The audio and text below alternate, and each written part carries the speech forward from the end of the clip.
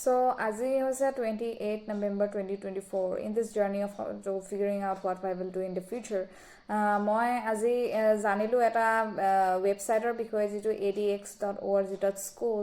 সেই ৱেবছাইটটো আচলতে most of the well-known universities of world, Harvard University, Stanford, Oxford, তেওঁলোকে কিছুমান ফ্ৰী কোৰ্চ প্ৰভাইড কৰে আৰু আপোনালোকে সেই ৱেবছাইটটোত গৈ পেলাই চাব পাৰে যে কি কি কোৰ্চ আপোনালোকৰ কাৰণে হেল্পফুল হ'ব আৰু সেই কোৰ্চবিলাক ফ্ৰী অডিট কৰিব পাৰে, ফ্ৰীলি এভেইলেবল হয় সেইখিনি।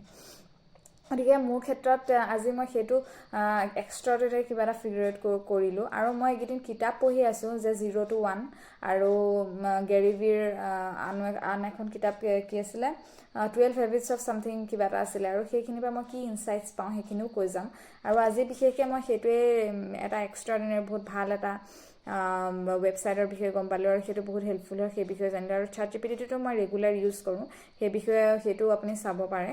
গতিকে সেইটো কোৰ্চত বহুতখিনি কি কি আপডেট পালোঁ কেনেকুৱা ধৰণৰ এক্সপিৰিয়েঞ্চ সেইখিনি মই গোটেই শ্বেয়াৰ কৰি যাম। Thank U.